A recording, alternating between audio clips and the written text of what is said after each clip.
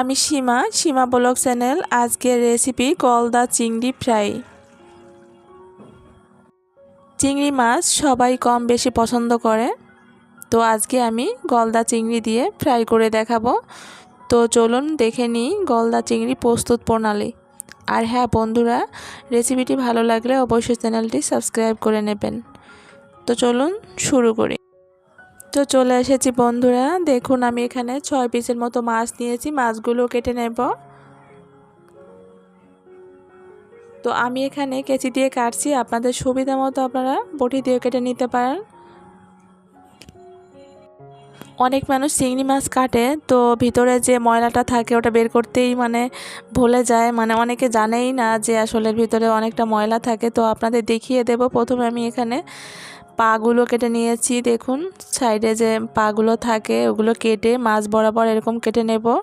কেটে দেখুন এখানে ভিতরে কতটা রগের মতো থাকে, এর ভিতরে কিন্তু অনেক বালু বা ময়লা থাকে। তো এগুলো ফেলে আমি যে উপরে যে খোসাটা থাকে, খোসাটা কিন্তু মাছ বরাবর এখান থেকে ফেলে দেব। আর মাথায় যে খোসাটা থাকে ওটাও আমি উপর থেকে যে পাগুলো থাকে ওগুলো কেটে তারপরে মাথার কাছে যে খোসাটা থাকে খোসাটা কিন্তু আমি ছাড়িয়ে দেব এরকম করে হাত দিয়ে। দেখুন বন্ধুরা, আর চোখের কাছে একদম দু চোখের মাঝে আর কি, ওখানে কিন্তু অনেকটা ময়লা থাকে। একটু খেয়াল করবেন, দেখুন টান দিলে কিন্তু একদম বেরিয়ে আসবে। একদম উপরে পাতলা একটা আবরণ থাকে, ওটার ভিতরে ময়লাটা থাকে, টান দিলে একদম অনায়াসে চলে আসবে।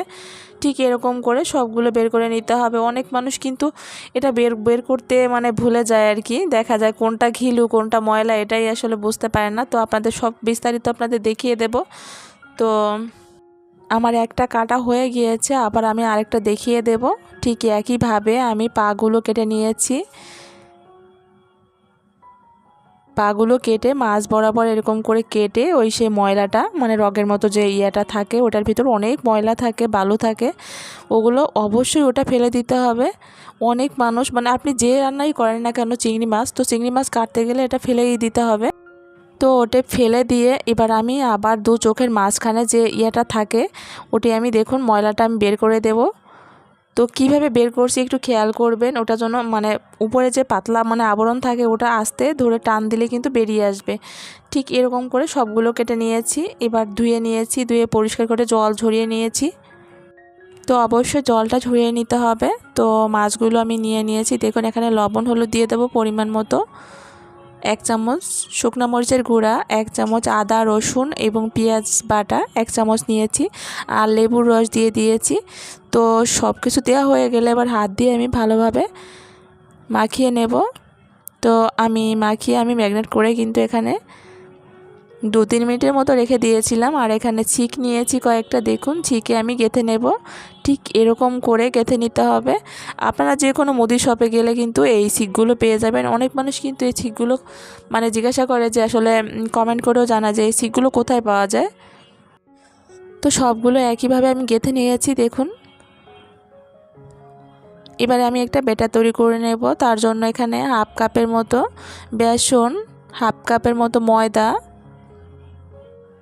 লবণ, শুকনো মরিচের গুঁড়া, চাট মশলা, 1 চামচ আদা রসুন এবং পেঁয়াজ বাটা, কালো জিরা। এবার আমি একটা ডিম দিয়ে দেব। অবশ্যই ডিমটা দেওয়ার চেষ্টা করো, তাহলে কিন্তু ভালো হবে। তো অল্প অল্প করে জল দিয়ে একটা ব্যাটার তৈরি করে নেব। তো দেখুন বন্ধুরা, আমার কিন্তু ব্যাটারটা তৈরি করা হয়ে গিয়েছে। এবার আমি একটা চিংড়ি মাছ নিয়ে নেব। চিংড়ি মাছের উপরে আমি সেই ব্যাটারটা দিয়ে দেব। তো আপনারা চাইলে কিন্তু হাত দিয়েও দিতে পারেন, আবার চামচ দিয়ে দিতে পারেন। তো আপনাদের দুভাবেই দেখিয়ে দেব। চামচ দিয়ে দিলে কিন্তু ভালো হবে, হাত দিয়ে দিলেও ভালো হবে। তো আপনাদের সুবিধা মতো আপনারা যেভাবে চাবেন সেভাবে দিয়ে দেবেন আর কি। তো আমি দেখুন আরেকটা নিয়ে নিয়েছি চিংড়ি মাছ। তো এরকম দিয়ে আমি কিন্তু এরকম করে একটু খাড়া করে রাখবো, এতে করে দেখে বাড়তি যে ব্যাটারটা থাকবে ওটা কিন্তু পড়ে যাবে। তো এই পাশে আমি একটা প্যান বসিয়ে দিয়েছি সাদা তেল দিয়ে। তেলটা গরম হয়ে গেলে আমি এক এক করে সবগুলো দিয়ে দেব। সবগুলো বলতে 4টার মতো ধরবে। যেহেতু মাছগুলো একটু বড় সাইজের ছিল আর প্যানটা যে একদম ছোট তা না, মোটামুটি আর কি। তো বুঝতেই পারছেন আর ছিপগুলোর কারণে আসলে মানে বেশি দিলে কিন্তু ধরতো না, এই কারণে আমি 4টা করেই ভাজবো। তো আমি 6টা দিয়েছি যেহেতু, তো আমি 4টা প্রথমে ভেজে নেব, মাঝে মাঝে উল্টিয়ে দেব দেখুন বন্ধুরা, আর একদম লাল লাল করে মুচমুচো করে ভেজে নেব। এবার আমি তুলে নেব এক একটা করে, তেলটা ঝরিয়ে।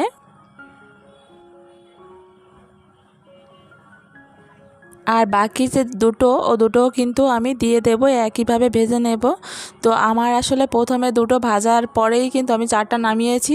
তো নামানোর পরে দুটো আমার অলরেডি বাচ্চাদের দিয়ে দিয়েছি, আর বাকি যে দুটো আমি ভেজে আমি এখানে তুলে নিয়েছি।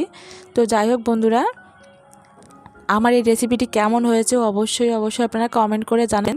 দেখতে মানে এটি খেতে যে এত মজা সত্যি, মানে যারা চিংড়ি লাভার আছে, সত্যি যারা চিংড়ি মাছটা পছন্দ করে তারা অবশ্যই একবার হলে ট্রাই করবেন। এটি যে খুব কঠিন তা না, তো এটি খেতে মানে সত্যি একদম মুখে লেগে থাকার মতো, মানে স্বাদ ভুলতে পারবেন না, সত্যি বলছি। আমি যে রেসিপি করছি বা ভিডিও করছি এ কারণে না, এটা সত্যি বলছি আমি, যে এটির স্বাদ কখনো ভুলতে পারবেন না আপনি, মানে কাউকে দিলে এটি পঞ্চমুখ হয়ে যাবেন আপনি, যে এত মজা। তো যাই হোক বন্ধুরা, সবাই ভালো থাকবেন আর অবশ্যই কমেন্ট জানাবেন রেসিপিটি কেমন হয়। তো আজ এখানেই শেষ করছি, ভালো থাকবেন।